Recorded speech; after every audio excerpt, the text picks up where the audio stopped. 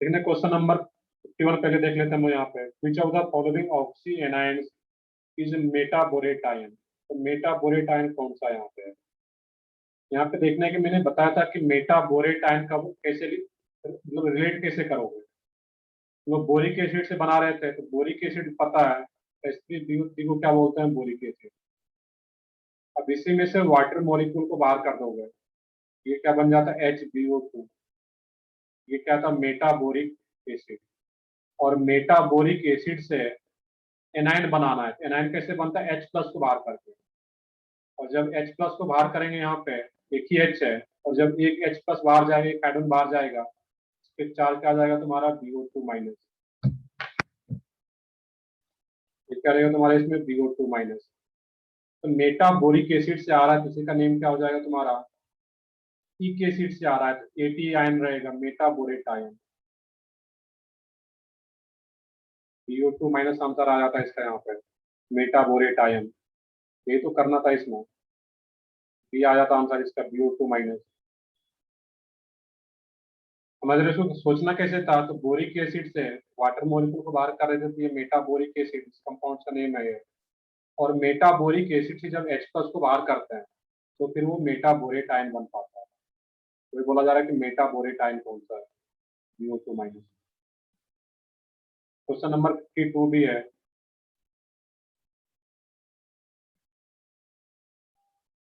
Question number 52 में the correct order of increasing first ionization energy. यहाँ पे correct order पूछा जा रहा है इस केस में, देख लेते हैं यहाँ पे। फर्स्ट आयोनाइजेशन एनर्जी, तो फर्स्ट आयोनाइजेशन एनर्जी तो सबसे ज्यादा अगर देखें हम लोग यहाँ पे, देखो अब इसको रिलेट कैसे करोगे यहाँ पे। तो रिलेट करने के लिए सबसे पहले हम लोग एक ग्रुप का जो आ रहा है इसमें यहाँ पे है, क्योंकि पोटासियम और कैल्शियम की बात करें 52 में, तो क्वेश्चन को सोचना कैसे है अगर एग्जाम में आ गया ऐसा रैंडम सा। तो पोटासियम और कैल्शियम में किसका सबसे ज्यादा रहेगा, यहाँ पे है I1 की बात करें हम लोग यहाँ पे, कैल्शियम और पोटेशियम। बताओ किस है।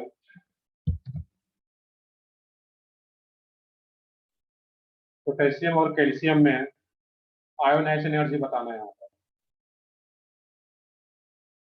तो मैं इसको और भी आसान रिलेट करता हूँ यहाँ पे। सोडियम मैग्नीशियम की बात करें यहाँ पे, तो अभी भी पोटासियम बता रहे हो यहाँ पे। यहाँ पे क्या रहेगा तुम्हारा, सोडियम मैग्नीशियम इसी के ऊपर का, और इसी के जस्ट ऊपर का लिथियम, और ये बेरिलियम।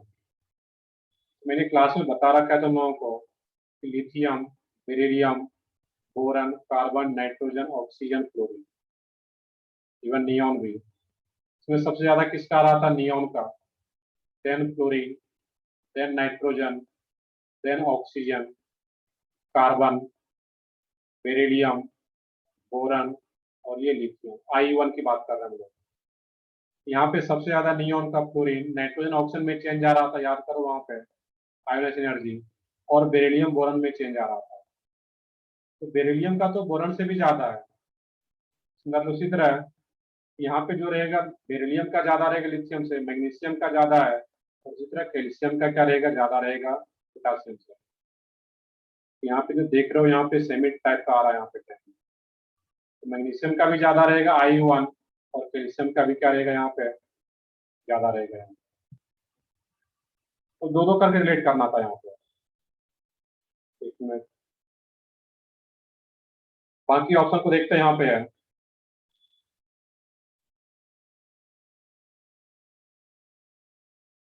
इस टाइप में सोचोगे इसमें, यहाँ पे the correct order of increasing first ionization energy, सबसे ज्यादा किसका रहता है यहाँ पे है 52, the correct order of increasing first ionization energy. उस एक ही ऑप्शन में ऐसा दिख रहा है, हर केस में पोटासियम का ज्यादा दे रखा है वहां पे। एक केस जो है तुम्हारा यहाँ पे सी ऑप्शन, उसमें कैल्शियम का ज्यादा है। बस एक इतना सा भी सोचते थे आंसर आ जाता है यहाँ पे। बाकी चीजों को भी सोचो यहाँ पे, नियॉन, नियॉन के आगे क्या आ रहा है यहाँ पे तुम्हारा, क्लोरीन, सी ऑप्शन की बात करें। और फिर फास्फोरस।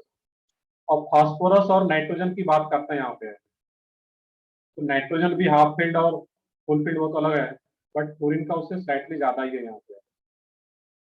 उसी तरह फास्फोरस का भी क्या रहेगा, कम ही रहेगा। तो नियॉन इनर्ट गैस होने के कारण सबसे ज्यादा, then chlorine, then phosphorus, calcium और ये पोटासियम, ये सब तो मेटल है, इसका इलेक्ट्रॉन इजीली बाहर जाएगा, इसका आयोनाइजेशन एनर्जी कम ही रहेगा यहाँ। तो सबसे ज्यादा क्या आ रहा है यहाँ पे, नियॉन का इनर्ट गैस के कारण। इसका आंसर क्या दे रखा है, 52 का सी आ रहा होगा, चेक करो एक बार। इस तरीके से सिंपली रिलेट करना है यहाँ पे। I1 जो रहेगा तुम्हारा इसमें,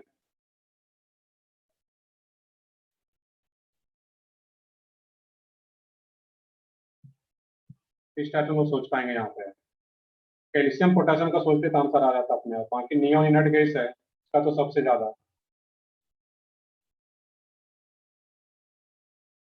तो ठीक है, आगे देखते हैं हम लोग इसमें, इसका आंसर क्या था, 52 का सी।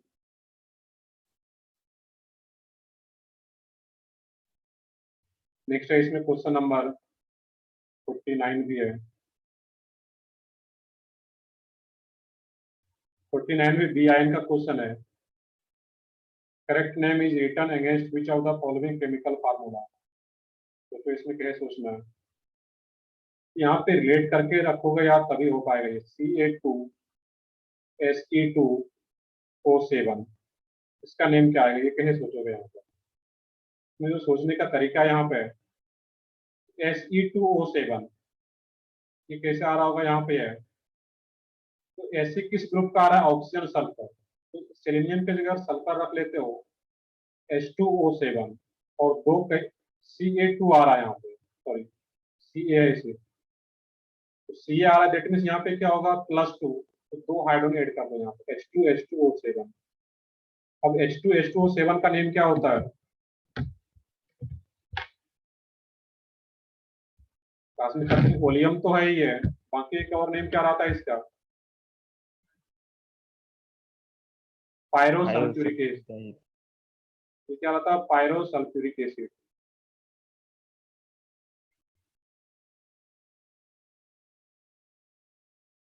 पायरो सल्फ्यूरिक एसिड, तो यहाँ पर भी उसी टाइप से रिलेट करना है कि ये सल्फर था तो सल्फ्यूरिक एसिड, अब यहाँ पे सेलेनियम आ गया, Fe आ गया, तो ये क्या आ जाएगा, पायरोसेलेनिक एसिड।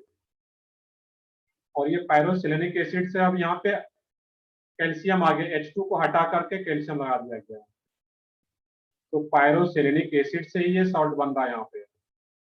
ये क्या हो जाएगा तुम्हारा यहाँ पे, कैल्शियम पायरोसेलेनेट। तो करेक्ट आ रहा है वहां पे ए। ये क्या रहेगा तुम्हारा उसमें, करेक्ट आ रहा है उस केस में, कैल्शियम पायरोसेलेनेट। बी ऑप्शन की बात करते हैं वहां पे, तो बी में क्या रहेगा तुम्हारा, NiHSO3 ट्वाइस। ये निकेल का ऑक्सीडेशन दे रखा है यहाँ पे, निकेल सेकेंड, सही है। ये 2 कहां से आ रहा होगा, Na+2। और HCO3- पे चार्ज क्या आ रहा होगा यहाँ पे, HCO3-। ये क्या आ रहा है यहाँ पे तुम्हारा, बाइसल्फाइड या हाइड्रोजन सल्फाइड। इसका नेम क्या आ जाता है यहाँ पे, निकेल सेकेंड, ये तो ऑक्सीडेशन स्टेट है उसका, बाइसल्फाइड या फिर हाइड्रोजन सल्फाइड, जो यहाँ पे लिखो, ये आ जाता है इसका नेम। ये तो रॉन्ग आ रहा है यहाँ पे, सिर्फ निकेल सल्फाइड दे रखा है, जबकि क्या रहेगा वो, बाइसल्फाइड या हाइड्रोजन सल्फाइड। सी ऑप्शन में स्ट्रोंशियम फॉस्फेट, स्ट्रोंशियम SrPO3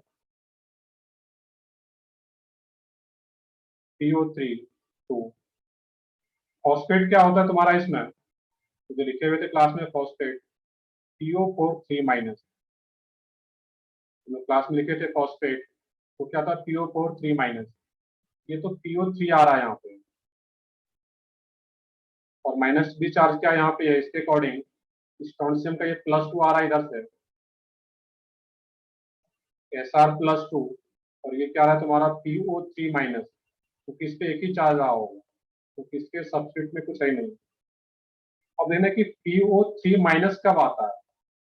तो PO3 माइनस की अगर बात करें हम लोग यहाँ पे, ऐसा कुछ मैंने एनायन की लिस्ट में लिखा है नहीं था, तो फिर सोचने का तरीका क्या है इसमें। यहाँ पे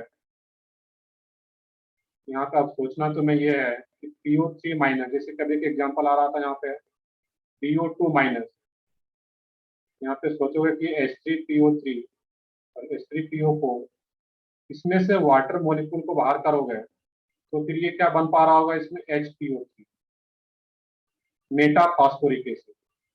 और इस मेटा फास्फोरिक एसिड से जब एक H प्लस बाहर जा रहा होगा तो फिर इस पे एक नेगेटिव चार्ज आ रहा होगा, PO3 माइनस। और यही जो PO3 माइनस है तुम्हारा इसमें यहाँ पे है, यही आ रहा है इस केस में। मेटा फास्फोरिक एसिड से एनाइन बन रहा है, दैट मीन्स ये मेटा फॉस्फेट आयन, ये मेटा फॉस्फेट आ रहा है। इसका नेम क्या आता है यहाँ पे तुम्हारा, स्ट्रोंशियम मेटा फॉस्फेट।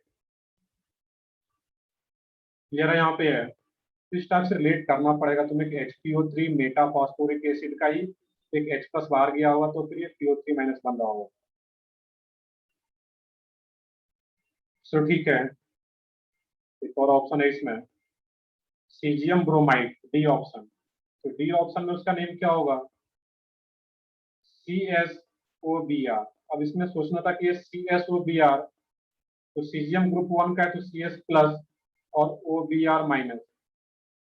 अब OBr माइनस का नेम क्या होता है, हम लोग क्लास में देख रखते हैं, ये क्या होता है, हाइपोब्रोमाइड। बहुत सारे एग्जाम्पल कराया हुआ है कि ये क्या है, हाइपोब्रोमाइड।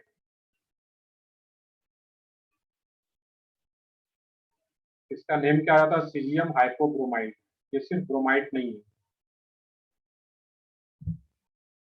तो बाकी देख लो क्या क्या ऑप्शन आ रहा है उसका जो दिया है उसमें।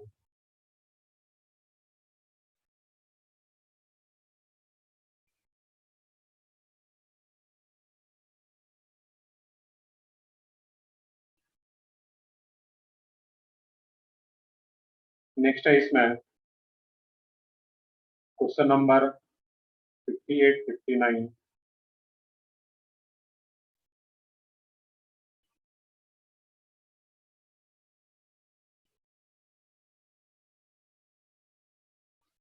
फिफ्टी एट में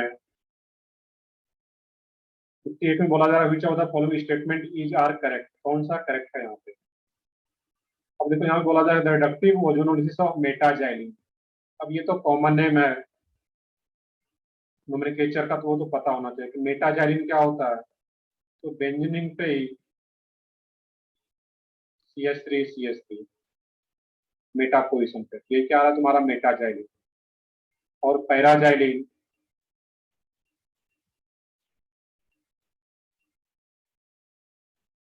ये तुम्हारा क्या आ रहा है इसमें, पैराजाइलिन।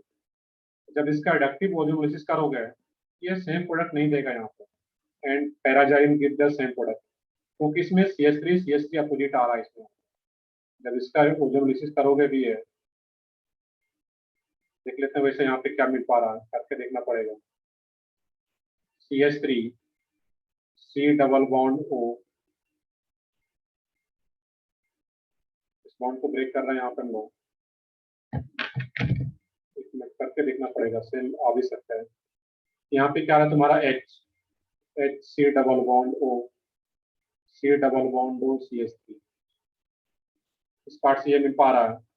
इस पार्ट से तुम्हें क्या मिल जाता है, ग्लाइऑक्सिजन, HC double bond O, C double bond OH।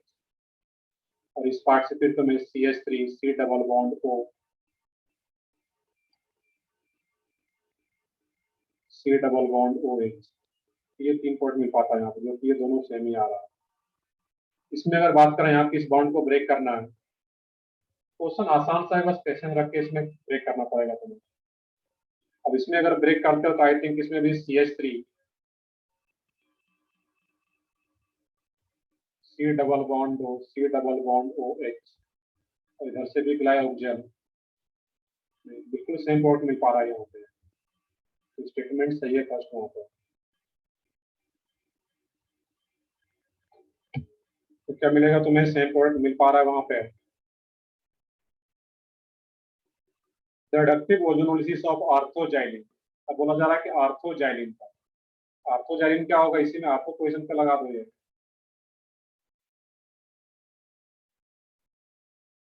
CH3 CH3, और इसको बॉन्ड को ब्रेक करके देखो यहाँ पर। अब जब इस बॉन्ड को ब्रेक करता हो यहाँ पे, ये क्या आ जाएगा तुम्हारा इस पार्ट से, CH3 C double bond O, C double bond OH। अब इस कंपाउंड का नेम क्या होता है, ग्लाइऑक्सिजन। इसका नेम क्या है, कॉमन नेम क्या होता है, ग्लाइऑक्सिजन। अब इस ग्लाइऑक्सिजन में किसी एक साइड CH3 लगा दिया, जैसे कि इस केस में, इसको लोग क्या बोलेंगे यहाँ पे, दोनों साइड H तो ग्लाइऑक्सिजन और एक साइड मिथाइल आ गया, तो मिथाइल ग्लाइऑक्सिजन। और दोनों साइड अगर CH3 आ रहा है तो वो डाइमिथाइल ग्लाइऑक्सिजन इस टाइप से। तो जब आर्थो इसको जब आप ब्रेक कर रहे हैं यहाँ पे इस टाइप से, ये क्या वो CH3 C double bond O, C double bond O H। बाकी इस पार्ट से क्या मिलेगा तुम्हें, इस पार्ट से भी सेम मिल रहा था, इधर भी H और इधर भी H, ये तो सेम ही मिल जाएगा। और नीचे वाले पार्ट से इस टाइप का। अब देखोगे यहाँ पे इसमें दिक्कत और भी है, यहाँ पे जो आ रहा है तुम्हारा प्रोडक्ट, इसमें से दो ही आ रहा है, बट अगर इस पाई बॉन्ड का पोजीशन चेंज कर दिया जाए, जो कि लोग आप पढ़ भी चुके हैं रेजोनेंस, यहाँ पे जो रिंग में पाई बॉन्ड का पोजीशन होता है वो चेंज भी हो सकता है यहाँ पे, तो इस टाइप का भी रह सकता है CH3 CH3। और जब इस टाइप का होगा यहाँ पे, ये बॉन्ड और ये बॉन्ड जब ब्रेक होगा यहाँ पे, CH3 C double bond O, C double bond O CH3, यहाँ पे ये डाइमिथाइल ग्लाइऑक्सिजन भी बन पा रहा है जब पोजीशन चेंज हो जाता है। तो दोनों केस लेकर के देखना पड़ेगा, क्योंकि ये भी कंफ्यूजन आ रहा होगा यहाँ पे। यहाँ पे दूसरा केस से अगर देखोगे, ये प्रोडक्ट आ पा रहा है, डाइमिथाइल ग्लाइऑक्सिजन भी बन पा रहा है, तो बी स्टेटमेंट भी करेक्ट है तुम्हारा। सी में the reductive ozonolysis of benzene gives only one product, सही है। जब बेंजीन का ओजोलिसिस करोगे वहां पे रिडक्टिव ओजोलिसिस, उसमें से सिर्फ एक ही प्रोडक्ट बन पाता है, ग्लाइऑक्सिजन। इसी का 3 मोल बनता है यहाँ पे, इसका क्या बनेगा 3 मोल, बट प्रोडक्ट क्या बनता है, ग्लाइऑक्सिजन से। और but 2 ene gives 2 different product on reductive ozonolysis, but 2 ene gives 2 different product on reductive ozonolysis, नहीं। तो क्या रहेगा तुम्हारा CH3 CH double bond CH CH3, two different product नहीं बन पा रहा, दो प्रोडक्ट तो बनता है बट दोनों सेम प्रोडक्ट बनता है। जब बॉन्ड को ब्रेक करोगे इसमें, CH3 C double bond OH, इधर से भी फॉर्मल डी, इधर से भी फॉर्मल डी, तो डी ऑप्शन इनकरेक्ट है यहाँ पे। A B C, इसका आंसर क्या आ रहा होगा, यहाँ पे मल्टीपल चॉइस है, A B C तीनों होगा यहाँ पे फिर। दैट मीन्स पहले तो कॉमन नेम पता होना चाहिए कि आर्थोजाइलिन, मेटाजाइलिन, पैराजाइलिन क्या होता है। ये ऑलरेडी मैंने एक कॉमन नेम का लिस्ट भेज रखा था, उसमें था। और ये किसका कॉमन नेम ग्लाइऑक्सिजन, ये मिथाइल ग्लाइऑक्सिजन, दोनों साइड मिथाइल आ गया तो डाइमिथाइल ग्लाइऑक्सिजन, इस तरीके से इसका नेमिंग होता है। एक और लास्ट क्वेश्चन था, क्वेश्चन नंबर 59। क्वेश्चन नंबर 59 तुम्हारा पीओसी का क्वेश्चन है।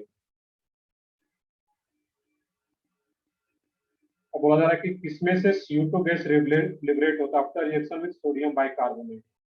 टेस्ट पढ़े हुए थे, सोडियम बाइकार्बोनेट टेस्ट, जो कि किसके लिए यूज होता था, carboxylic acid, sulphonic acid, picric acid के लिए यूज हो रहा था वहां पर। यहाँ पे ए ऑप्शन में तुम्हारा दिया गया है पिप्रिक एसिड, एक ये आ पाएगा, पिप्रिक एसिड के साथ रिएक्ट कर पाता है। जो पीओसी का पार्ट है इसमें थोड़ा सा यहाँ पे अगर याद रह पाता है तो ठीक, नहीं तो ये दोबारा फिर 12th में आता है पीओसी वाला, मैं पहले ही बता रखा हूँ। ये OH NO2 NO2, OH के एस्पेक्ट में दोनों आर्थो और पैरा पे नोट किए क्या पीओसी। OH को ऊपर दिखा नीचे दिखा कहीं भी आ रहा है वो, बस ये OH के एस्पेक्ट में दोनों आर्थो और पैरा पे नोट होना चाहिए। ग्लिसरॉल, ग्लिसरॉल में क्या होता है, वो अल्कोहल है, कॉमन नेम दिया गया है वो CHOH, ये ग्लिसरॉल है, ग्लिसरॉल रिएक्ट नहीं कर पाता। और ये चीजें NaHCO3 डिटेल में GOC2 में ही आएगा 11th का ही पार्ट है। इथेन सल्फोनिक एसिड, कोई भी सल्फोनिक एसिड वो रिएक्ट कर लेगा, सिट्रिक एसिड तो रिएक्ट करेगा ही, और फिनॉल रिएक्ट नहीं करता है। क्लास कोर्स में कराया गया है कि फिनॉल सोडियम बाइकार्बोनेट नहीं देता है। तो आंसर क्या रहता है इसका? ए एंड सी। ये थोड़ा मेमोरी बेस्ड क्वेश्चन था। यहाँ पे क्वेश्चन नंबर 59 कि कौन कौन सा सोडियम बाइकार्बोनेट दे पाता है। तो ठीक है, आगे बढ़ता हूँ इसमें। पेपर 2 में बताओ कोई डाउट हो।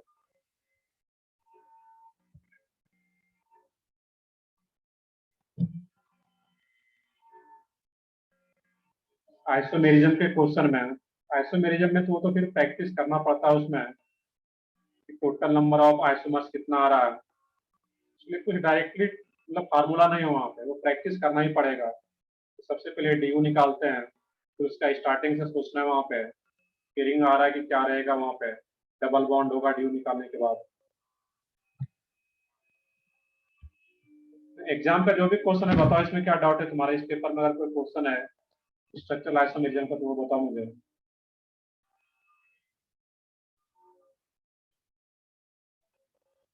40, 53 और बताओ इसमें क्या है। क्वेश्चन नंबर 40 ऑलरेडी आ गया है। सी क्वेश्चन में अगर दिक्कत जा रही है कि स्ट्रक्चरल आइसोमेरिज्म, एग्जाम में डायरेक्टली नहीं सोच पाऊँ, तो बताओ कौन सा क्वेश्चन है, वो देखते हैं उसको यहाँ पे। पेपर 2 का 52, 54।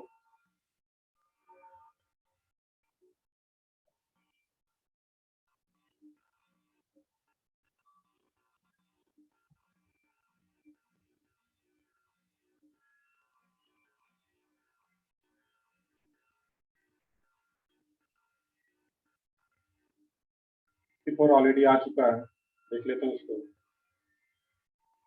तो ठीक है, सब लोगों का ये डाउट है इसमें, हम लोग क्वेश्चन नंबर 40 से स्टार्ट करते हैं।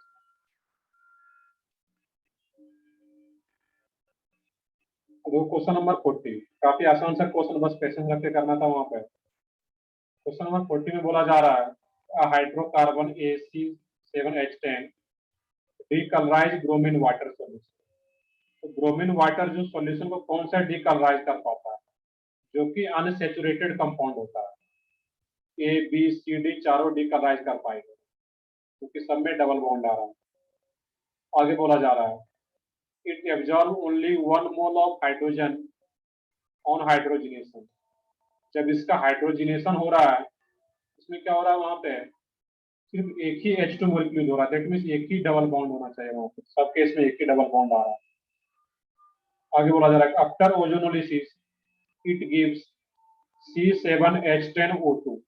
जब इसका ओजोनोलिसिस किया जा रहा है तो क्या हो रहा है, C7H10O2। मेनली यहाँ पे ये देखना था what is the following is are correct structure of A. तो स्टार्टिंग का जो 2 पॉइंट है कि ब्रोमीन वाटर को डिकलराइज कौन कर पाता है, तो जो भी अनसेचुरेटेड कंपाउंड होगा, दैट मीन्स डबल बॉन्ड यहाँ पे आ रहा है तो चारों डिकलराइज कर पाएगा। और चारों में एक एक पाई बॉन्ड ही है, 1 मोल ही हाइड्रोजन गैस H2 मोलिक्यूल को एब्जॉर्ब कर पाएगा हाइड्रोजनेशन के लिए।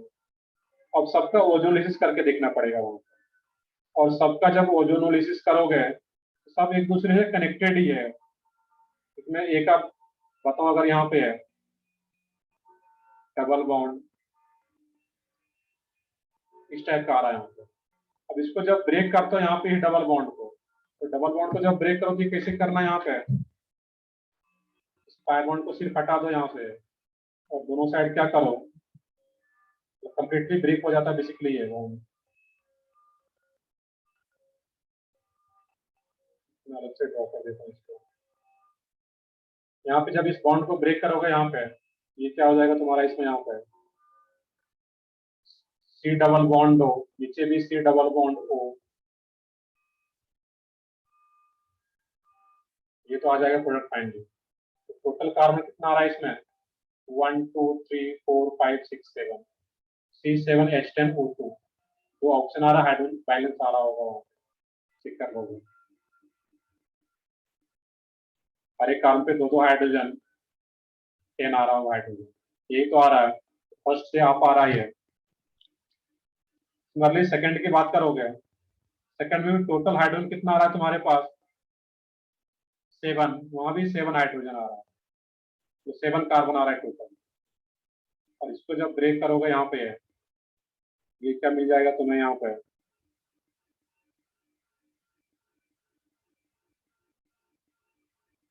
यहाँ पे C डबल बॉन्ड OH और ये C डबल बॉन्ड OH, इससे भी मिल जाएगा, यहाँ भी 7 कार्बन आ रहा है दो ऑक्सीजन के साथ।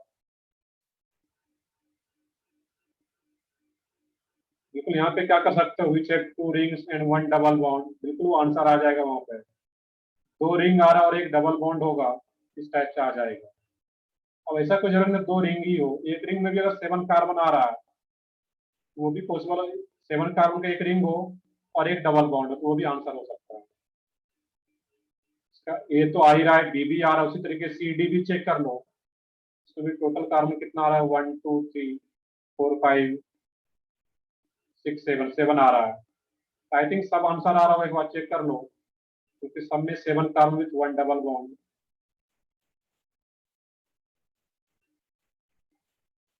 मैंने ए बी के लिए करके बताया, उसी तरह सी डी भी चेक करो, उसके लिए भी सेम आ जाता है वहां पे, ये मोलिकुलर फार्मूला आ जाएगा।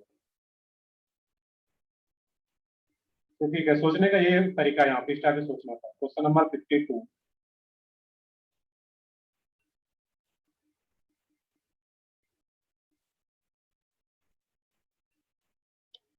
क्वेश्चन नंबर 52 में बोला जा रहा है कि how many monochloro structural product are possible. तो यहाँ पे 52 में क्या करना था, तो सबसे पहले तो नेम ड्रॉ कर लोगे उसका, नो नेम, तो नो नेम ड्रॉ करो यहाँ पे 1 2 3 4 5 6 7 8 9 स्टेप्स आगे यहाँ पे। ये इसको और भी आसान अगर बनाना है तो मैं यहाँ पे ओपन चेन में ड्रॉ कर लो इसको, ओपन चेन तो है ही इस पैटर्न पे, CH3 CH2 CH2 CH2 CH2 CH2 CH2 CH3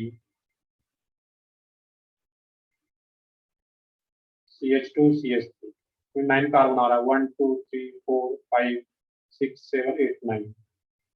अच्छा बोला जा रहा है कि हेप्टामिथाइल, तो हेप्टामिथाइल का मतलब क्या है कि लास्ट कार्बन पे आप मिथाइल लगा दोगे तो वो 10 कार्बन हो जाएगा, कार्बन 9 ही रखना है मेन चेन में। दैट मीन्स इस पोजीशन पे लगाना है यहाँ पे CH3 को, यहाँ पे एक CH3 लगाओगे, एक H को हटा करके CH3 CH3 7 methyl group CH3 CH3, H को हटा करके एक CH3 लगाना है, 7 CH3 आएगा। अब जैसे इसमें ड्रॉ कर लिए इस केस में, अब बोला जा रहा है इसमें कि मोनोक्लोरल स्ट्रक्चरल प्रोडक्ट, अब इसमें Cl2H करते हैं क्लोरीनेशन, इसमें कितने डिफरेंट टाइप का हाइड्रोजन प्रेजेंट है वो चेक करना है, एक एक करके चेक हो तो वो फिर काफी टफ होगा। तो इसमें सिमेट्रिसिटी से चेक कर सकते हो ऐसे क्वेश्चन में, तो सिमेट्रिसिटी कैसे मिलेगा यहाँ पे तुम्हें देखना है यहाँ पर। तो टोटल कार्बन कितना था 9 मेन चेन में, तो 1 2 3 4, इधर से भी क्या रहा है 1 2 3 4, ये इसको अगर एक लाइन ड्रॉ कर लेते हैं इसको यहाँ पे, क्लियर है यहाँ पे है इस टाइप से।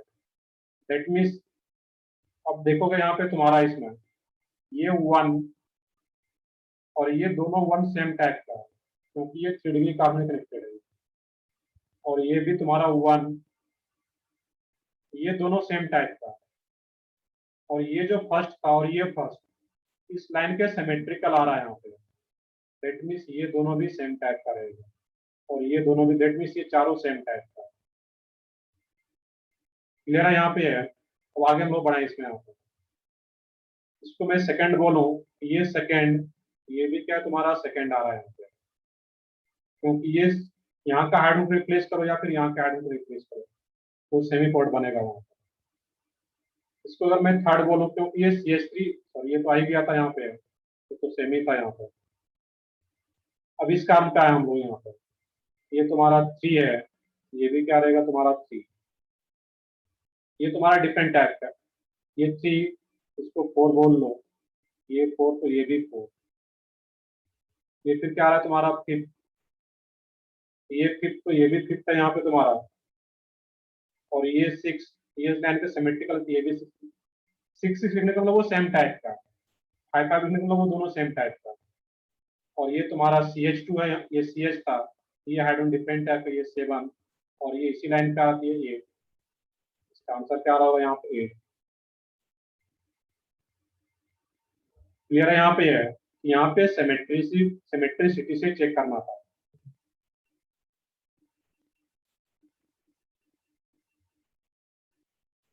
तो ठीक है, आगे बढ़ते हैं, तो इसमें यहाँ पे फिर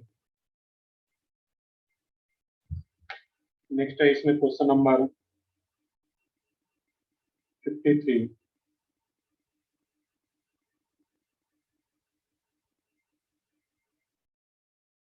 क्वेश्चन नंबर 53 में बोला जा रहा है कि how many structural alcohol of formula C5H12O can give instant turbidity. अब इंस्टेंट टर्बिडिटी का मतलब क्या है, कौन सा अल्कोहल होगा वो? 3 डिग्री। 3 डिग्री टर्सरी अल्कोहल होगा। इमीडिएटली टर्बिडिटी या instant turbidity, that means 3 degree alcohol है, मुझे 3 डिग्री अल्कोहल बनाना है। तो C5H12O, DU क्या आ रहा है इसका 0, DU 0 आगे, दैट मीन्स कोई भी डबल बॉन्ड, कोई रिंग नहीं होगा, दैट मीन्स ओपन चेन होगा, और उसमें भी 3 डिग्री अल्कोहल लेना है। इसमें से क्या करोगे, CH3 COH CH3। अब यहाँ पे क्या कर दो, 3 कार्बन तो आ ही गया है, एक OH आ गया, और क्या कर सकते हो इसमें यहाँ पे, अब 2 कार्बन और ऐड करना है, ये CH2 CH3 ले लो यहाँ पे, यही तो आ गया तुम्हारा इसमें, CH3 CH2 CH3 CH3 और एक ये कार्बन। तो टर्सरी अल्कोहल बनाना है तो ये कार्बन तो चाहिए ही, इस कार्बन कनेक्टेड। तो 3 कार्बन ऑलरेडी यूज हो चुका है, तो 2 ही कार्बन बचा यहाँ पे, 2 कार्बन का अटैच कर दो यहाँ पे। इसका आंसर एक ही आ जाता है अगर न्यूमेरिकल में पूछा जा रहा है। How many structural alcohol of, check करो इसका आंसर क्या आ रहा है वहां पे 53 का। आंसर नहीं दिया गया अगर, तो 1 ही रहेगा वहां पे। तो सोचने का तरीका ये था बस, ये तो काफी सिंपल क्वेश्चन था। Question number 54।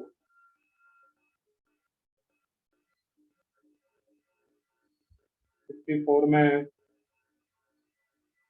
अब 54 में बेसिक क्वेश्चन पूछ लिया गया है, डिग्री ऑफ अनसेचुरेशन क्या है। तो डिग्री ऑफ अनसेचुरेशन तो मैंने बहुत ही डिटेल में बता रखा है, दो तरीके से, सिर्फ कंपाउंड्स को देख करके भी बता सकते हो, या फिर इसका दूसरा तरीका क्या है, उसमें जो टोटल मोलिकुलर फार्मूला है उसका, कार्बन कितना, हाइड्रोजन कितना, नाइट्रोजन कितना है, उसके बेसिस पे निकाल पाएंगे हम लोग। तो सिंपली अगर देखोगे, देख करके अगर बताना हो, जो लोग देख करके भी क्यों तो कह पा रहा होगा, बेंजीन रिंग का DU क्या होता है, 4, C डबल बॉन्ड एक नीचे है और एक C डबल बॉन्ड वो ऊपर है, तो डबल बॉन्ड का DU क्या होता है, एक डबल बॉन्ड का 1, तो 2 C डबल बॉन्ड वो है उसमें, तो 4 + 2 6, और जो रिंग आ रहा है 3D टाइप का, उसमें 2 रिंग जैसा दिख रहा है तुम्हें, और अगर 2 रिंग आ रहा है तो वहां से भी 2 आ जाता, तो वो भी 8 आ जाता। बट इसके दूसरे तरीके से भी निकाल सकते थे यहाँ पे। सर हाँ बताओ। सर वो तो मतलब एक ही रिंग जैसा है ना। एक ही रिंग नहीं है इसमें, देखो अगर मैं 3D में दिखाऊं तो मैं,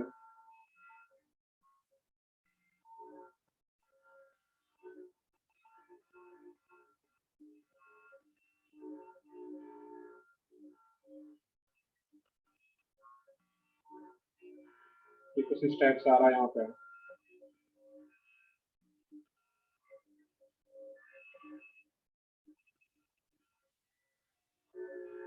और यहाँ से एक नाइट्रोजन कनेक्टेड है,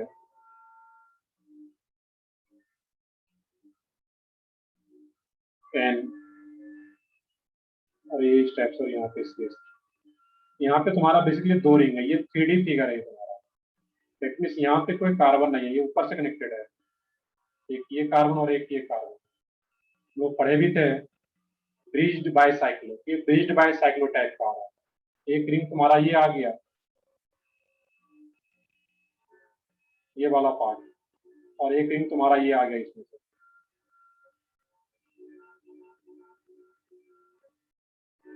दो रिंग आ रहा है। बाकी इसमें कंफ्यूजन हो रहा है, इसका दूसरा अल्टरनेटिव भी मैंने बता रखा है कि टोटल पूरे मॉलिक्यूल में total carbon, hydrogen, oxygen, nitrogen count कर लो और उसके बाद फिर निकाल पाओगे वहां पे। तो कार्बन काउंट कर लो, अगर बहुत ज्यादा टाइम लग रहा है इसमें तो कार्बन कितना आ रहा है तुम्हारा उसमें, तो काउंट कर लो तो उससे भी निकल जाएगा। कार्बन काउंट करो, हाइड्रोजन कितना वो काउंट कर लो, नाइट्रोजन, ऑक्सीजन काउंट कर लो, उसके बाद फिर निकाल पाओगे क्या रहेगा। Yes sir. सर वो मैंने एक ही रिंग कंसीडर कर लिया है, इसलिए वो 7 आ गया था आंसर। नहीं, तो मैंने दोनों तरीका बता रखा है, जहाँ कहीं भी कंफ्यूजन हो तो मैं स्पेशली 3D वाले में, जहाँ कहीं लग रहा है कि दो रिंग है या एक रिंग, वहां पे मोलिकुलर फार्मूले से जाए। लेकिन मैंने एक यस। बताया भी था तुम्हें, क्यूबियन का एक एग्जाम्पल डी का। तो जो भी 3D फिगर है उसके वहां पे मोलिकुलर फार्मूले से जाना रहेगा, तो फिर वो करेक्ट आ पाता है कि नहीं।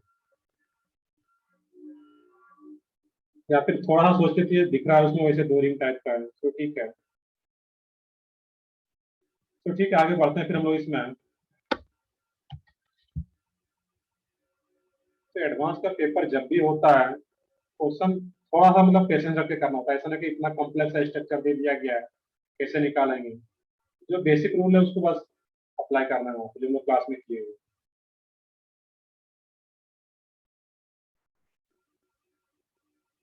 आइसोमेरिज्म सॉल्विंग का क्वेश्चन देखते हुए हम अलग से करते हैं वहाँ पे प्रैक्टिस के लिए। देखता हूँ, मैं अलग से देता हूँ कुछ क्वेश्चन, तुम लोग आगे पढ़ते हैं पहले, उसको मैं देता हूँ प्रैक्टिस के लिए आइसोमेरिज्म का।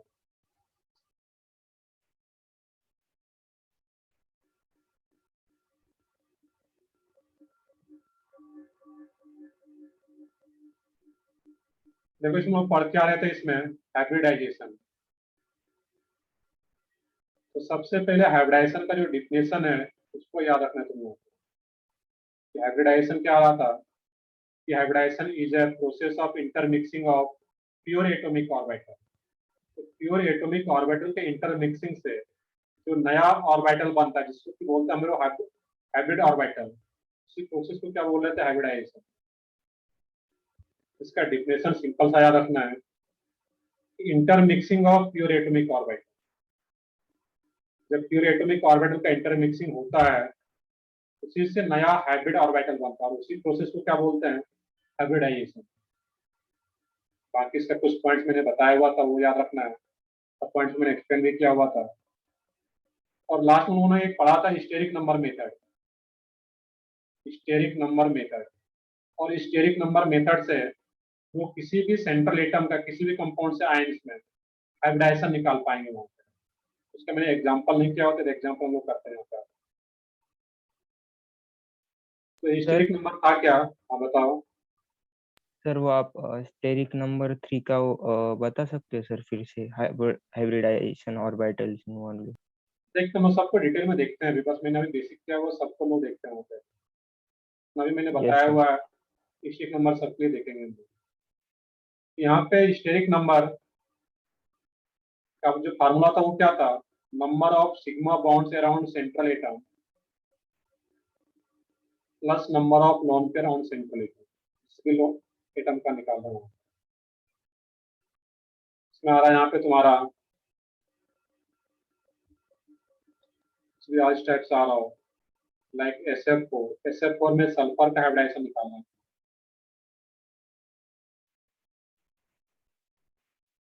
PCl3 में फास्फोरस का हाइब्रिडाइजेशन जो सेंट्रल एटम है। H2O में ऑक्सीजन का हाइब्रिडाइजेशन निकालना है।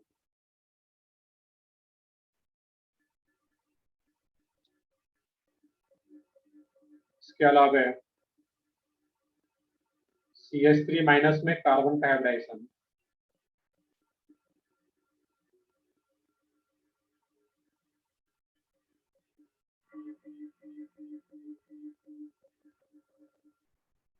NO2 माइनस में नाइट्रोजन का हाइब्रिडाइजेशन। तो मैं कुछ बताता हूँ इसमें सोचना कैसे है, बाकी फिर निकाल पाओगे। जैसे कि SF4 आ गया, SF4 में सल्फर का हाइब्रिडाइजेशन निकालना। तो सल्फर के around total sigma bond and lone pair निकालना। तो सल्फर पे लोन पेयर कितना होगा। तो सोचने का तरीका क्या था कि सल्फर का वैलेंस इलेक्ट्रॉन 4 बॉन्ड बना रहा है, तो 6 में से 4 बॉन्ड बना रहा है, सिंगल सिंगल बॉन्ड होगा, तो 4 सिग्मा बॉन्ड, तो सल्फर पे लोन पेयर कितना बचा, 1, 4 sigma bond plus 1 lone pair sulphur पे, टोटल क्या आ जाएगा 4 + 1 5। और अगर स्टेरिक नंबर 5 आ रहा है, उसका हाइब्रिडाइजेशन क्या होता है, तो पेज कट करके देखो उसमें sp3d, sp3d। तो स्टेरिक नंबर 5 आ रहा है, दैट मींस हाइब्रिडाइजेशन उसका sp3d। मतलब PCl3 की बात करें तो PCl3 में क्लोरीन आ रहा है, सिंगल सिंगल बॉन्ड बनाएगा, बेसिकली थोड़े से स्ट्रक्चर भी पढ़ चुके हम लोग यहाँ पे है। तो फास्फोरस है, 3 सी बॉन्ड बना पाएगा सिंगल सिंगल, और वैलेंस इलेक्ट्रॉन 5 में से 3 बॉन्डिंग में पार्टिसिपेट कर गया, बचा 2 इलेक्ट्रॉन, दैट मींस एक लोन पेयर। यहाँ पे स्टेरिक नंबर क्या आ रहा है, सिग्मा बॉन्ड 3 + 1, तो 3 + 1 दैट मींस 4, इसका स्टेरिक नंबर क्या आ जाएगा यहाँ पे है 4, और steric number 4 that means hybridization sp3। Chemical bonding में स्टेरिक नंबर 4, तो हमेशा क्या बोलना है sp3 हाइब्रिडाइजेशन। एक मैंने स्टेरिक नंबर 4 के लिए dsp2 भी बताया हुआ था, बट वो यहाँ पे यूज नहीं होता, वो कोऑर्डिनेशन कंपाउंड में यूज होता है। H2O का बताओ तुम लोग यार, H2O में ऑक्सीजन का हाइब्रिडाइजेशन क्या रहेगा, सोचो।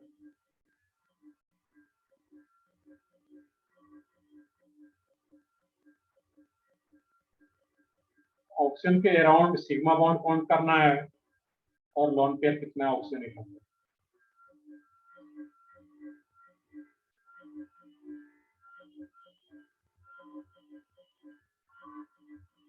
थोड़ा सा ध्यान से करना उसको। अब देखो यहाँ पे ऑक्सीजन आ रहा है, सोचने का तरीका क्या है, ऑक्सीजन का वैलेंस इलेक्ट्रॉन 6, ऑक्सीजन का वैलेंस इलेक्ट्रॉन 6, और 6 में से हाइड्रोजन 2 हाइड्रोजन आ रहा था, हाइड्रोजन तो सिंगल सिंगल बॉन्ड ही बनाता है, तो 2 हाइड्रोजन आ गया, तो बचा कितना यहाँ पे electron, 4 electron, that means 2 lone pair. Oxygen जो आ रहा है यहाँ पे है, इसका जो हाइब्रिडाइजेशन आएगा तुम्हारा ऑक्सीजन का 2 sigma bond plus 2 lone pair, that means 4, और steric number 4 that means hybridization क्या आ जाता है तुम्हारा ऑक्सीजन का sp3। ये यहाँ पे है, तो हाइब्रिडाइजेशन जब सिंपल एटम का निकाला तो डिटेल में जाने की जरूरत नहीं है, सिंपली बस ये फार्मूला याद रखना, sigma bond plus lone pair. अब जो बेसिक हम स्टार्टिंग से सोचते आ रहे हैं कि वैलेंस इलेक्ट्रॉन कितना है, कितना बॉन्ड बनाएगा, कितना लोन पेयर है, इसी का तो यूज कर रहे हैं हम यहाँ पर। सही है, अब सही है, sp3 आएगा। अब देखना कि CH3- में कार्बन का हाइब्रिडाइजेशन बताना है।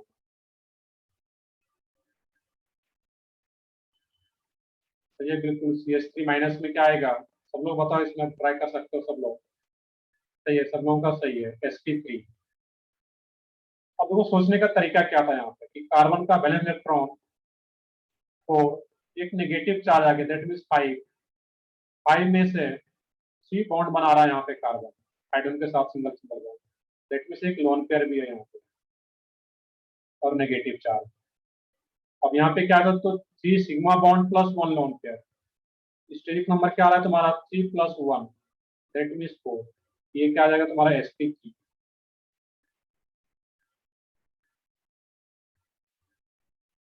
सही है सब लोगों का, तो क्या रहेगा वहां पे sp3। NO2-, NO2- में अब स्ट्रक्चर हम लोग पढ़ चुके हैं पहले, ऑप्टेट्रो में भी पढ़े थे, वेस्टर्न थ्योरी में मैंने बहुत सारा स्ट्रक्चर ड्रॉ किया हुआ था NO2-। NO2- में नाइट्रोजन का हाइब्रिडाइजेशन बताना है।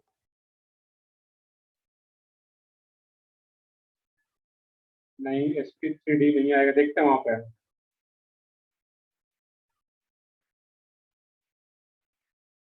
बिल्कुल, अगर एक हाइड्रोजन ऐड भी कर दे तो उसमें फिर क्या आता है वहां पे, फिर लोन पेयर नहीं रहेगा, फिर एक हाइड बॉन्ड ही आ जाए तो भी 4 ही रहेगा वो। देखो इसमें एक इंपॉर्टेंट क्वेश्चन है, इसमें कुछ लोगों का sp2 sp सब लोगों का अलग अलग आ रहा है, देख लेते हैं यहाँ पे। NO2 माइनस एक इंपॉर्टेंट आयन है, यहाँ पे इसका स्ट्रक्चर के लिए याद रखना रहेगा तुम्हें। यहाँ पे जो नेगेटिव चार्ज होता है वो नाइट्रोजन पे ना होकर के मोर इलेक्ट्रोनेगेटिव ऑप्शन पे जाता है। मैंने कई बार बताया हुआ तुम्हें। यहाँ पे O नेगेटिव और यहाँ पे एक लोन पेयर, इस तरीके से सोचते हैं। NO2 माइनस,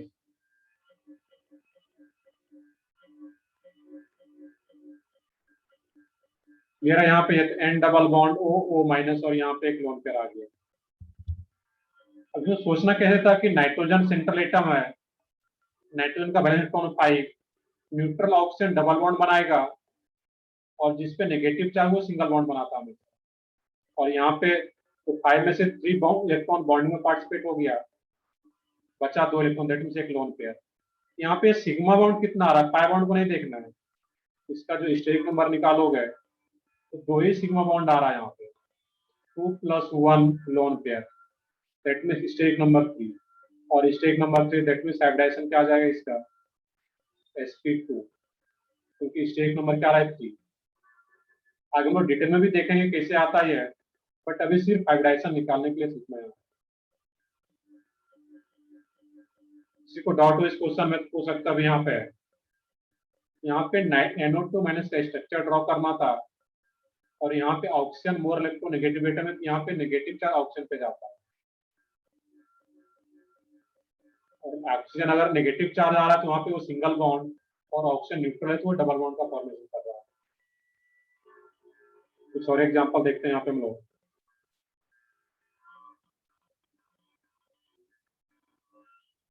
XCF2 में जेनॉन का क्या रहेगा हाइब्रिडाइजेशन, XCO2F2 में जेनॉन का हाइब्रिडाइजेशन,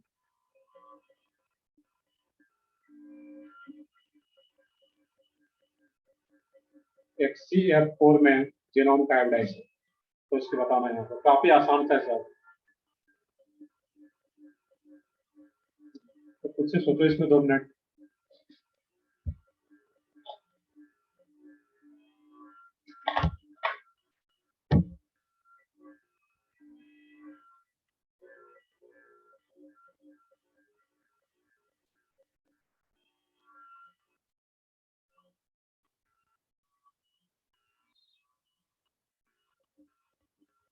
सही आ रहा है कुछ लोगों का, बताओ बाकी लोग भी बताओ। पहले XCF2 का बताओ क्या आ रहा है। XCF2 में जेनॉन का हाइब्रिडाइजेशन,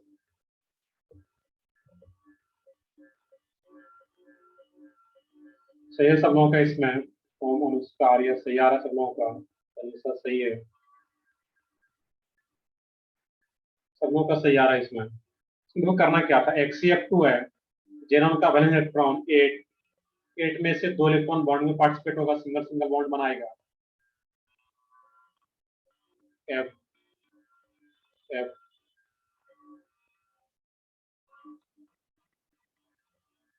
और इसका शेप भी क्या आ रहा था, linear shape according to base करते हुए। यहाँ पे सिग्मा बॉन्ड आ रहा है 3, सॉरी 2 और 3 लोन पेयर, तो स्टेक नंबर क्या रहेगा तुम्हारा 2 + 3 5, और steric number 5 that means hybridization इसका XC का sp3d। क्लियर है। सिमिलरली XCO2F2 में जेनॉन का हाइब्रिडाइजेशन क्या रहेगा वो बताना।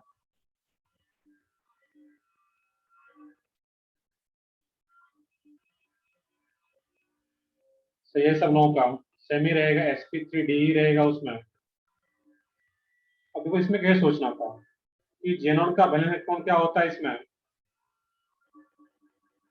मतलब कहीं भी रहेगा तो 8 ही रहेगा। यहाँ पे F F, अभी दोनों F को कहाँ पे दिखा रहे हैं हम लोग, एक्सियल पोजीशन पे according to Bent's rule, double bond दो और एक लोन पेयर। ऑक्सीजन अगर न्यूट्रल है तो सेंट्रल एटम के साथ वो डबल बॉन्ड बनाएगा हमेशा।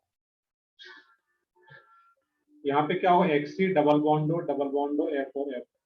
यहाँ पे सिग्मा बॉन्ड कितना आ गया तुम्हारा, 4 सिग्मा बॉन्ड और एक 1 लोन पेयर, तो 4 + 1 5, और steric number 5 that means sp3d।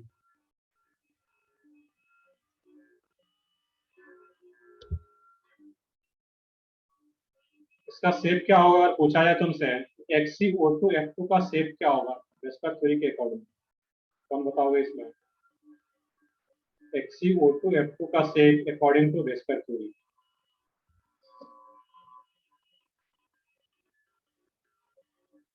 कुछ याद करो, ऐसा अगर शेप स्ट्रक्चर प्रॉपर ड्रॉ किया गया है, इसका शेप क्या होना चाहिए यहाँ पर?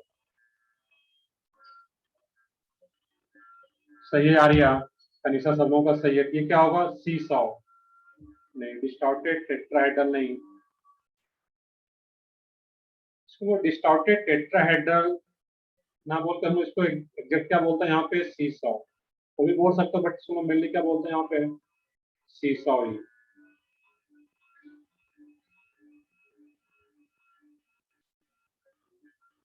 ट्राइगोनल बाइपिरामिडल, वो शेप की बात कर रहे हैं यहाँ पे। इसमें जो यहाँ पे शेप रहा था इस केस में, यहाँ पे क्या होगा इस केस में? सी सॉ। अब इसमें पूछा जाए कि इसमें जो इलेक्ट्रॉन पेयर का अरेंजमेंट है वो क्या आ रहा है यहाँ पे? इसमें जो इलेक्ट्रॉन पेयर का अरेंजमेंट होगा, that means bond pair plus lone pair, तो उसका अरेंजमेंट टीबीपी होगा, ट्राइगोनल बाइपिरामिडल। तो जब शेप वर्ड यूज किया जाए तो वहां पे सिर्फ क्या देखते हैं? जो सिग्मा बॉन्ड का अरेंजमेंट है, जो बॉन्ड पेयर का अरेंजमेंट है, सिर्फ उसको देखते हैं, लोन पेयर को हाइड कर देते हैं। और जब लोन पेयर को हाइड कर दो तो ये क्या शेप आ जाता है तुम्हारा? सी सॉ। XeF4 में जेनॉन का हाइब्रिडाइजेशन क्या आ रहा है?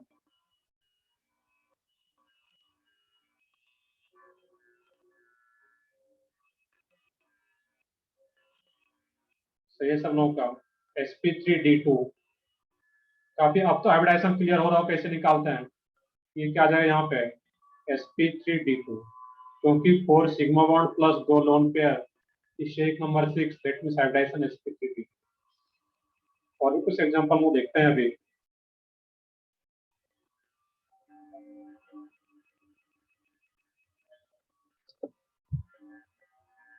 और फिर वो हाइब्रिडाइजेशन निकालना सीख लें और इसका फिर और भी लोग डिटेल में देखेंगे इसका इंपॉर्टेंस क्या है।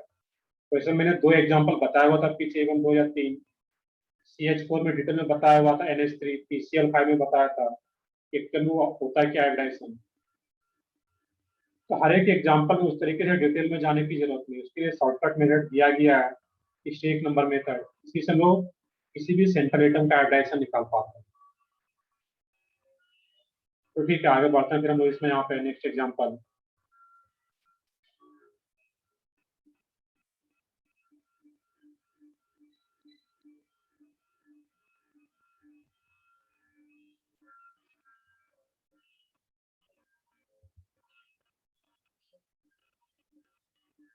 अब I3- में सेंट्रल आयोडीन का हाइब्रिडाइजेशन क्या होगा वो बताना है।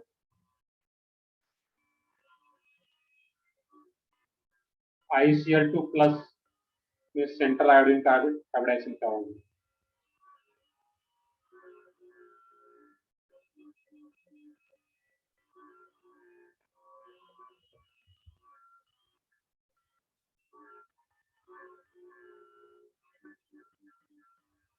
तो स्टार्टिंग का दोनों का बताओ इसमें। ये सोच सकते हो I3- और ICl2+ में आयोडीन का सेंट्रल आयोडीन का हाइब्रिडाइजेशन क्या रहेगा?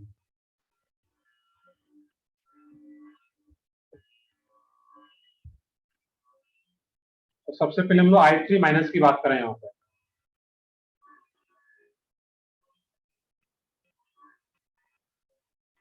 अब देखो यहाँ पे ज्योमेट्री जो हम लोग लिख रहे थे वहां पे ओवरऑल उस टेबल में, तो जो ज्योमेट्री आ रहा था वो हम लोग ओवरऑल अरेंजमेंट देख रहे थे वहां पे। उसमें ओवरऑल अरेंजमेंट क्या है वहां पे? और जब ज्योमेट्री यहाँ पे जो आ रहा था उस केस में, यहाँ पे पिछले केस में ये, यहाँ पे जब दोनों का अरेंजमेंट पूछा जाए कि इलेक्ट्रॉन पेयर का अरेंजमेंट क्या आ रहा है, दैट मींस वो ट्राइगोनल बाइपिरामिडल आए। जब शेप पूछा जाए वहां पे, तो शेप क्या रहता है वहां पे? लोन पेयर को हाइड कर देना है और वो क्या आएगा वहां पे? सी सॉ। तो इस टाइप से देखना है वहां पे।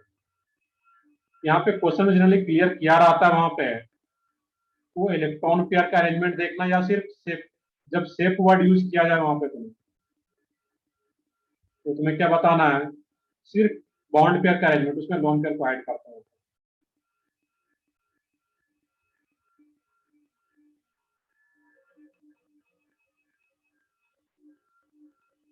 I3 माइनस में सेंट्रल आयोडीन का हाइब्रिडाइजेशन। देखो सोचने का तरीका क्या है यहाँ पे, तो मान लो कि सेंट्रल आयोडीन है यहाँ पे और यहाँ पे नेगेटिव चार्ज सेंट्रल आयोडीन पे ही रहेगा, जनरली वहीं पे रहता है। सिर्फ NO2 वगैरह NO3 माइनस का केस हो तो वहां पे मोर इलेक्ट्रोन ऑप्शन पे चला जाता है। यहाँ पे आई और ये आयोडीन। अब सेंट्रल आयोडीन के पास एक नेगेटिव चार्ज भी है, तो आयोडीन का वैलेंस इलेक्ट्रॉन 7, एक नेगेटिव चार्ज आ गया है, दैट मीन्स 8 में से 2 इलेक्ट्रॉन बॉन्डिंग में चला गया, सिंगल सिंगल बॉन्ड बना रहा है। बचा कितना यहाँ पे तुम्हारे पास 6 electron, 6 that means 3 lone pair. ये क्या आ जाएगा तुम्हारा यहाँ पे 2 + 3 दैट मीन्स 5 और state number 5 that means sp3d।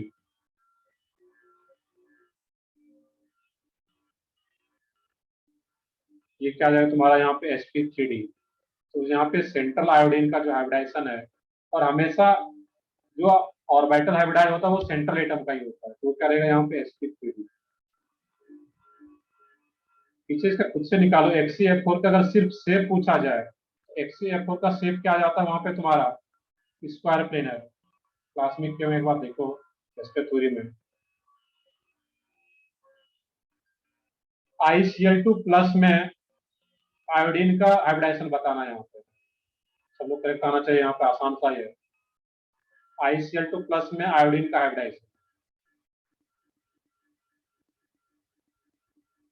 सही है बिल्कुल सब लोगों का, और बाकी लोग भी बताओ उसमें।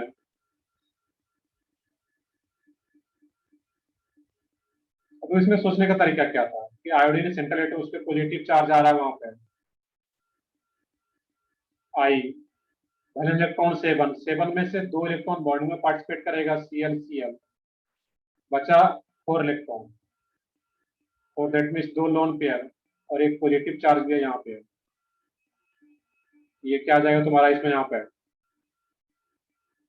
2 + 2, तो steric number 4 that means hybridization sp3। इसका वेस्पर थ्योरी के अकॉर्डिंग शेप भी क्लियर होना चाहिए। I3 माइनस का शेप क्या होता है, लीनियर, मैंने इस टाइप से ड्रॉ किया हुआ। ICl2+ का shape according to VSEPR theory वो बेंड शेप टाइप से आ जाता है, इसलिए मैंने बेंड टाइप का ड्रॉ किया हुआ, बेंड या वी से। sp3d नहीं आएगा, वो क्या रहेगा वहां पे sp3, क्योंकि 2 ही लोन पेयर बचा।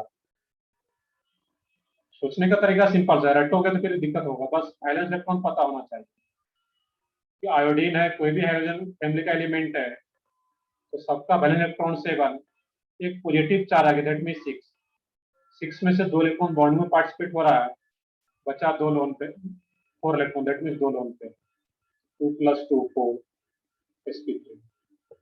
अब PCl5 का केस देखना है कि PCl5 में कुछ नहीं बोला गया है, तो जब PCl5 जनरली वेपर फेज में रहता है वहां पे, और PCl5 का एग्जाम्पल मैंने पिछले क्लास में बताया हुआ है कि PCl5 जब वेपर फेज में होता है, इसका जो हाइब्रिडाइजेशन होता है PCl5 का, तो 5 सिग्मा बॉन्ड कोई लोन पेयर नहीं, इसका हाइब्रिडाइजेशन क्या आ जाता है sp3d फास्फोरस का। बट यही PCl5 जब सॉलिड फेज में जाता है, सॉलिड स्टेट में जाएगा यहाँ पे, ये PCl5 दो फॉर्म में एग्जिस्ट करता है सॉलिड फेज में, दो पार्ट में स्प्लिट हो जाता है, PCl4+ and PCl5 PCl6 minus. PCl5 भी सॉलिड फेज में दो फॉर्म में एग्जिस्ट करता है, PCl4+ एंड PCl6 माइनस। इसमें बोलते भी है कैटायनिक कैटायंस ऑफ PCl5, ये कैटायनिक पार्ट आ गया तुम्हारा, और ये एनायनिक। जब सॉलिड फेज में PCl5 जाता है तो दो फॉर्म में एग्जिस्ट करता है, PCl4+ एंड PCl6 माइनस। अब दोनों का अलग अलग हाइब्रिडाइजेशन आएगा, तो PCl4+ में फास्फोरस का हाइब्रिडाइजेशन तुम्हें बताना है, और PCl6 माइनस में भी फास्फोरस का हाइब्रिडाइजेशन बताना है, तो सोचना है, सोचो।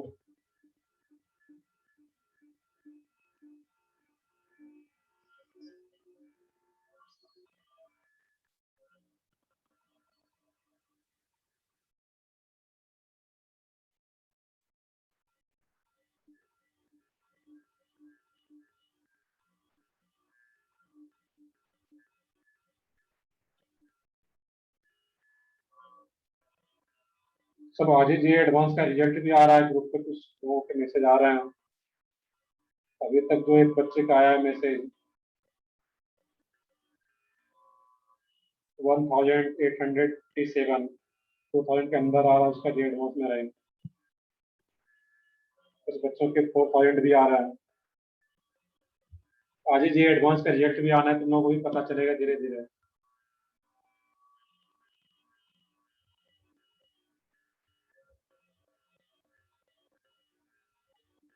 तो ठीक है, देखते आगे हम लोग देखते हैं। अभी यहाँ पे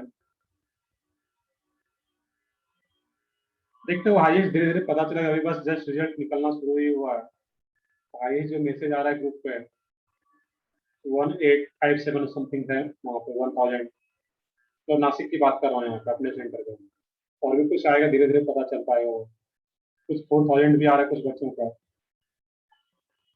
जो भी रिजल्ट देख रहे हैं बच्चे ग्रुप का वेट कर रहे हैं। तो देखते हैं यहाँ पे हम लोग।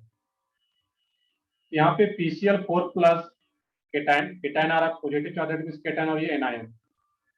यहाँ पे PCl4+ में सोचने का तरीका क्या है सर? फास्फोरस का वैलेंस इलेक्ट्रॉन 5, एक पॉजिटिव चार्ज आ गया फास्फोरस पे, बचा 4 इलेक्ट्रॉन, और 4 का 4 बॉन्डिंग में पार्टिसिपेट हो जाएगा इस टाइप से। Cl Cl Cl Cl positive charge. तो सिर्फ 4 सिग्मा बॉन्ड है, कोई लोन पेयर नहीं है। दैट मीन्स का हाइब्रिडाइजेशन क्या आ जाएगा यहाँ पे तुम्हारा sp3।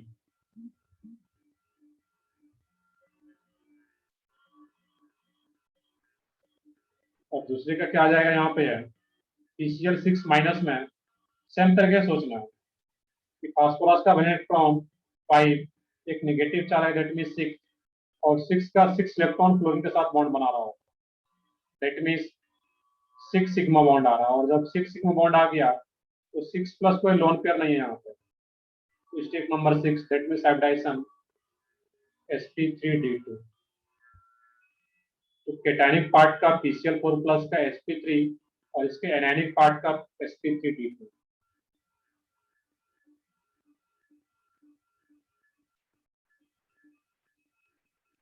एवरेज नहीं, तुम्हें क्वेश्चन में मेंशन करेगा यहाँ पे कि तुम्हें PCl5 का जब कुछ नहीं बोला गया है या वेपर फेज लिख दिया गया तो sp3d बताना, या फिर जब तुम्हें सॉलिड फेज में बोला जाए तो वो दोनों का अलग अलग बताने के लिए बोला जाएगा कि केटानिक पार्ट का क्या रहेगा और एनायनिक पार्ट का क्या रहेगा। दोनों का एवरेज नहीं लेना है। PCl5 के केटानिक पार्ट का sp3 और एनायनिक पार्ट का sp3d, और ये दो पार्ट में स्प्लिट होता है, ये भी याद रखना है। और आगे बढ़ते हैं यहाँ पे हम लोग। नेक्स्ट एग्जांपल है PbR5। PbR5 का भी जब वेपर फेज में होगा, इसका जो हाइब्रिडाइजेशन होता है तो क्या आ जाएगा तुम्हारा sp3d सेम। बट यही PbR5 जब सॉलिड फेज में जाता है यहाँ पे है, तो सॉलिड फेज में जो एग्जिस्ट करता है तो इस फॉर्म में एग्जिस्ट करता है यहाँ पे PbR4+ और Br-। अब यहाँ पे सोचना है कि जो PbR5 होता है वो सिर्फ PbR4+ में ब्रेक होता है, और ये Br-। यहाँ पे PbR6- नहीं हो पाता, ये एग्जिस्ट ही नहीं करता यहाँ पे। और सेम तरीके से Pi5 पेपर पेज में किसी फॉर्म में एग्जिस्ट करेगा ये, बट Pi5 भी जब सॉलिड फेज में जाता है तो सॉलिड में जो एग्जिस्ट करता है यहाँ पे ये भी Pi4- सॉरी Pi4+ और I-। तो Pi6- भी एग्जिस्ट नहीं करता है। तो PCl5 जो ब्रेक होता है वो अलग, PCl4+ एंड PCl6-, जबकि यहाँ पे जो PbR5 है एंड Pi5 ये सेम तरीके से ब्रेक होता है, सॉलिड फेज में जाता है। PbR4+, Pi4+ यहाँ पर, और ये Br- और ये I-। इसका एक रीजन ये यहाँ पे याद रखना है कि PbR6- और Pi6- एग्जिस्ट ही नहीं करता है। क्यों एग्जिस्ट नहीं करता यहाँ पे फास्फोरस एक smaller atom as compare to bromine and iodine. तो फास्फोरस के सराउंडिंग में 6 ब्रोमीन एग्जिस्ट ही नहीं कर पाता, यहाँ पे बहुत ज्यादा रिपल्सन होता है। तो फास्फोरस के सराउंडिंग में 6 ब्रोमीन एग्जिस्ट नहीं कर पाता बहुत ज्यादा रिपल्सन के कारण। दैट मीन्स PbR6 एग्जिस्ट ही नहीं कर पाता यहाँ पे। और सेम रीजन Pi6 माइनस का, ये भी एग्जिस्ट नहीं करता क्योंकि फास्फोरस के सराउंडिंग में 6 ब्रोमीन या 6 आयोडीन जो लार्जर एटम है वो एग्जिस्ट नहीं कर पाता है ड्यू टू रिपल्सन। तो सबसे पहले तो ये याद रखना कि PbR5 सॉलिड फेज में कैसे एग्जिस्ट करता है। तो PbR4+ and Br- and similarly iodine के लिए भी। अब यहाँ जब यहाँ पे Br- है I- है तो यहाँ पे कोई हाइब्रिडाइजेशन नहीं होता इसका, सिंगल एटम का कोई हाइब्रिडाइजेशन नहीं होता। अब ये PbR4+ और Pi4+, इसका हाइब्रिडाइजेशन क्या आ जाता है यहाँ पे तुम्हारा sp3 फास्फोरस का, और यहाँ भी sp3। ये सब क्वेश्चन जनरली एडवांस में इस टाइप कहा जाता है। जब एडवांस का पेपर हुआ तो मैं इस टाइप से पूछा जा सकता है कि PCl5 का वेपर के सॉलिड फेज में किस टाइप से ब्रेक होता है यहाँ पर।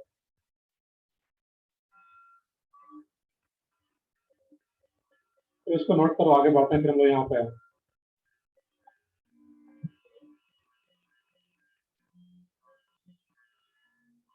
तो कोई भी एग्जांपल आई थिंक आ रहा हो, आप उसमें सोच सकते हो वहां पे क्या होगा। अगर हाइब्रिडाइजेशन निकालना हो तो निकाल सकते हो वहां पे।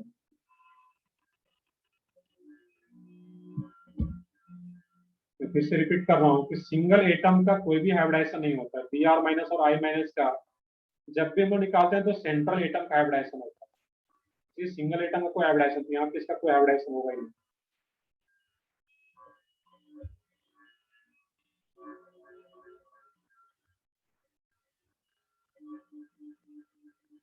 नहीं, Br- का हाइब्रिडाइजेशन नहीं निकालना है इसमें, उसका कोई हाइब्रिडाइजेशन होता ही नहीं है। सिंगल एटम का कहीं भी कोई हाइब्रिडाइजेशन नहीं रहेगा, इसके यहाँ पे निकालने की जरूरत नहीं है।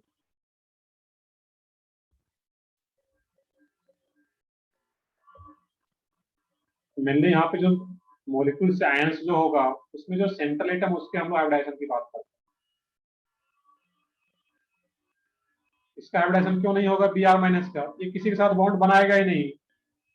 यहाँ पे ये एज इट इज रहता है, यहाँ पे जो भी इलेक्ट्रॉन है बस वो एज इट इज रहेगा। तो ठीक है, आगे बढ़ते हैं। यहाँ पे है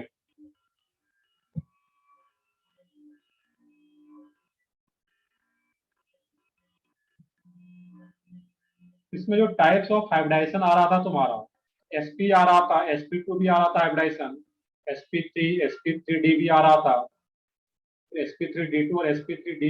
एक और एग्जांपल अगर मैं पीछे ही ले लूं यहाँ पे,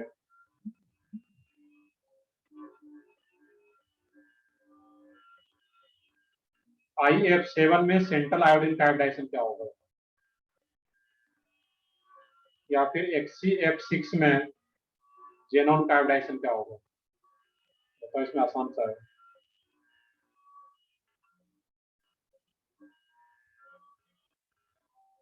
IF7 में आयोडीन का हाइब्रिडाइजेशन तुरंत क्लिक करना चाहिए उसमें कि आयोडीन का वैलेंस इलेक्ट्रॉन 7, बस ये पता हो कर पाओगे कुछ।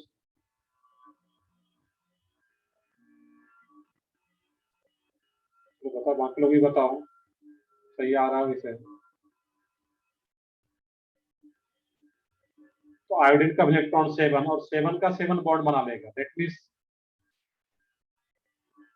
7 सिंगल बॉन्ड आएगा तो वो क्या आ जाता है sp3d3। तो ये सब लोगों का आयोडीन का हाइब्रिडाइजेशन क्या आ जाता है इसमें sp3d3, क्योंकि 7 single bond that means 7 sigma bond plus 0 loan pair, तो स्टेरिक नंबर 7। XCF6 में जेनॉन का हाइब्रिडाइजेशन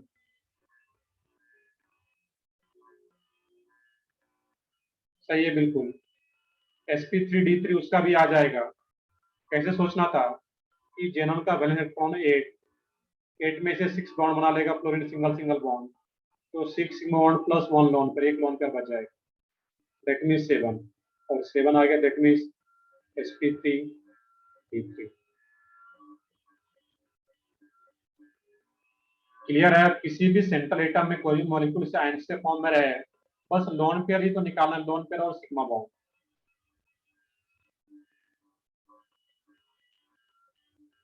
चलो ठीक है, आगे बढ़ते हैं फिर हम लोग इसमें यहाँ पे। अब इसी चीज को हम लोग डिटेल में देखें यहाँ पे, थोड़ा अगर हम लोग और समझें यहाँ पे, sp2 sp3,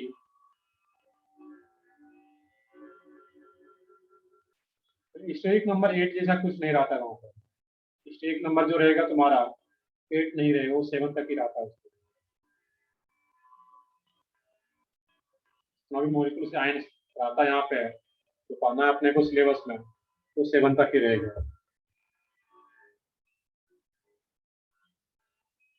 नेक्स्ट है इसमें, वैसे हम लोग टाइप्स ऑफ हाइब्रिडाइजेशन ऑलरेडी पढ़ चुके हैं, sp sp2 sp3। बट जो sp sp2 sp3 होता है यहाँ तक काफी इंपॉर्टेंट होता है, इसको डिटेल में समझना है यहाँ पे। यहाँ पे हेडिंग वही डालोगे, types of hybridisation.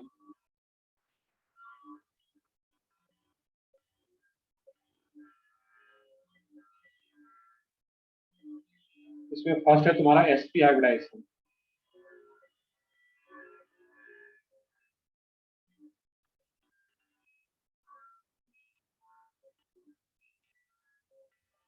sp hybridisation, अब इसको यहाँ पे समझना है डिटेल में, इसका मीनिंग क्या होता है।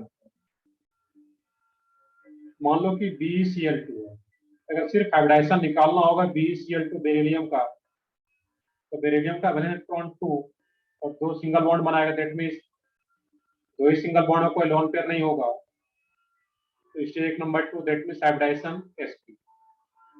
अब यहाँ पे ध्यान से देखना है, अब एक क्वेश्चन तुमसे ये पूछा जाए कि बेरिलियम में जो BeCl2 का बॉन्डिंग हो रहा है वो किस स्टेट में होता है, एक्साइटेड स्टेट या ग्राउंड स्टेट।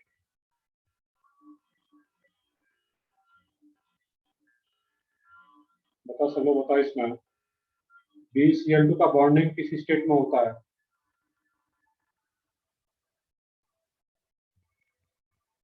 ग्राउंड स्टेट में होगा। नहीं, सोच के बताना है।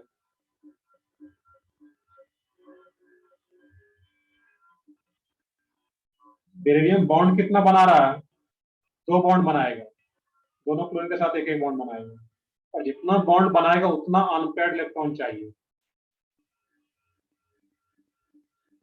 तो ग्राउंड स्टेट में तो क्या रहेगा यहाँ पे, मतलब जो भी है ये 2s और ये 2p है, ये पेयर्ड है यहाँ पे। इसका जो एक इलेक्ट्रॉन होता है एक्साइटेड स्टेट में आता है, यहाँ पे शिफ्ट हो जाएगा। ये क्या आ गया यहाँ पे, एक s में यहाँ पे,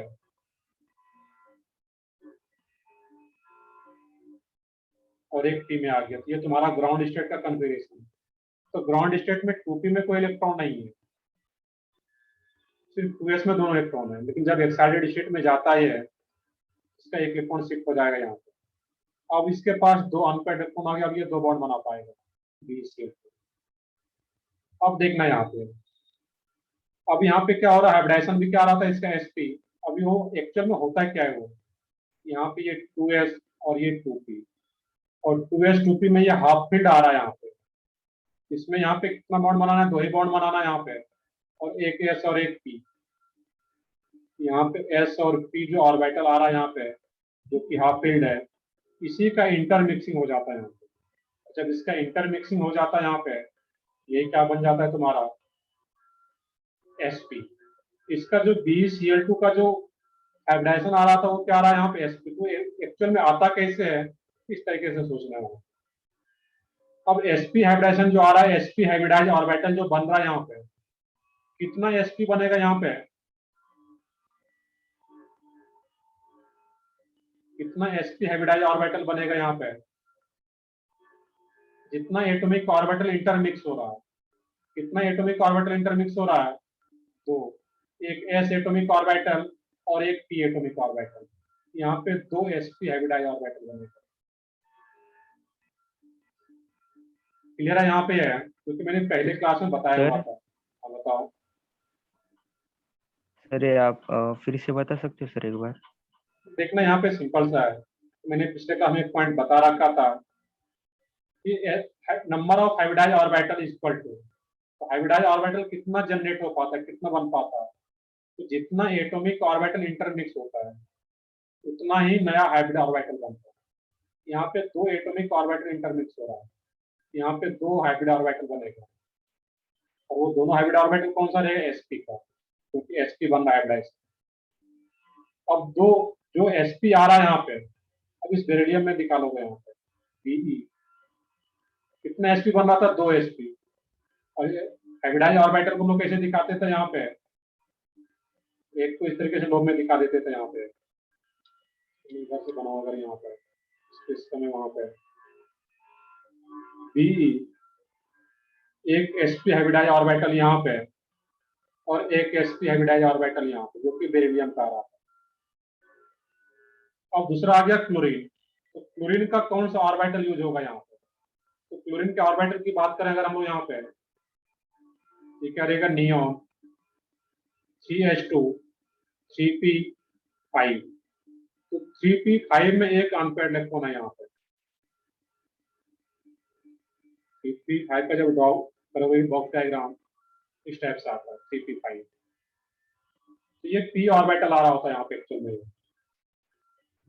डेट नहीं s नहीं आएगा, वो कौन सा आ रहा है तुम्हारा, p। क्लोरीन है तो क्लोरीन का कौन सा आएगा, p ऑर्बिटल। यहाँ पे क्या रहेगा, ये तुम्हारा बेरिलियम के sp हाइब्रिडाइज ऑर्बिटल ओवरलैप करता है यहाँ पे क्लोरीन के p ऑर्बिटल से।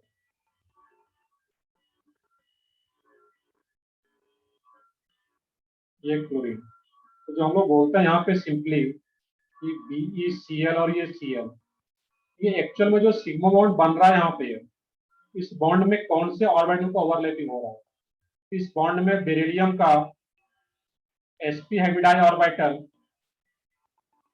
एंड क्लोरीन का cp ऑर्बिटल का ओवरलैपिंग हो रहा होता है।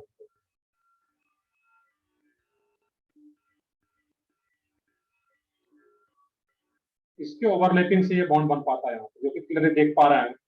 ये जो इसी में जो एक स्मॉलर यहाँ पे दिखा रहा है, इसका मतलब क्या, ये हाइब्रिड ऑर्बिटल है।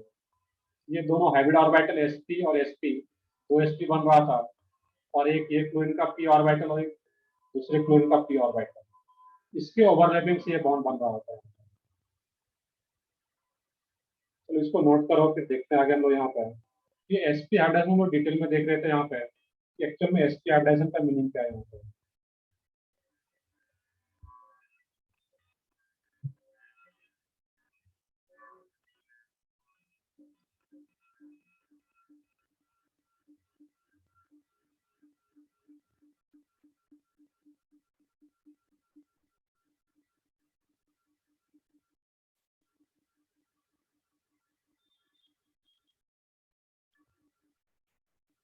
तो एक एग्जांपल और हम लोग, तो ठीक है, तुम्हारा नेक्स्ट लेक्चर भी होगा। मैं एक होमवर्क देता हूँ, नेक्स्ट क्लास में जब हम लोग करेंगे, शायद कल ही लेक्चर है,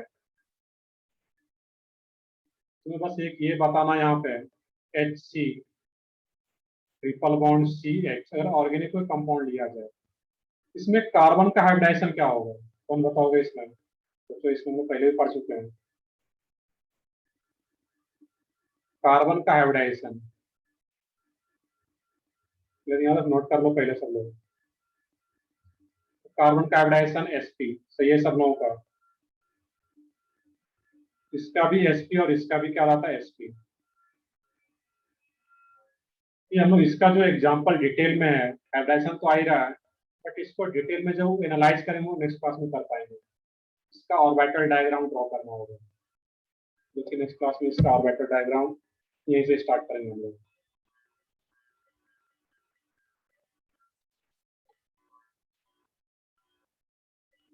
तो ठीक है, इसका होमवर्क इसको थोड़ी का कुछ कर सकते हो, तो ठीक है, कल ही लेक्चर है, कल कल का लेक्चर होने के बाद तो फिर हाइब्रिडाइजेशन का भी क्वेश्चन कर पाओगे फिर।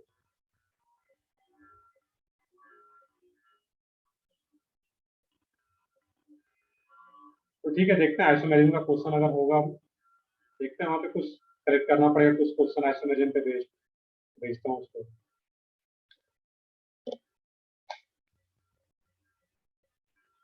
तो ठीक है, फिर नेक्स्ट क्लास में इसको कंटिन्यू करते हैं यहाँ पे। बट बेसिक से तो मैं क्लियर हूँ, केमिकल बॉन्डिंग 1 जो पढ़े थे, ऐसा नहीं कि केमिकल बॉन्डिंग 1 का यूज आगे नहीं होगा, जितना भी केमिकल बॉन्डिंग आएगा सब में उसका यूज रहेगा कि वैलेंस इलेक्ट्रॉन क्या होता है, किसी सेंट्रल एटम पे लोन पेयर कितना है, कितना बॉन्ड बनाएगा, ये बेसिक चीज सबको पता होना चाहिए। रिटर्न डे का लेक्चर वीडियो मैंने ग्रुप पे डाल दिया, वहां पे तुम देख सकते हो, मैंने ग्रुप पे डाला हुआ है, मतलब ग्रुप पे जहाँ पे अपलोड करता हूँ, जो यूट्यूब रहता है वहां पे जाकर के देख पाओगे। तो ठीक है, मैं सेशन एंड कर रहा हूँ फिर अभी यहीं पे।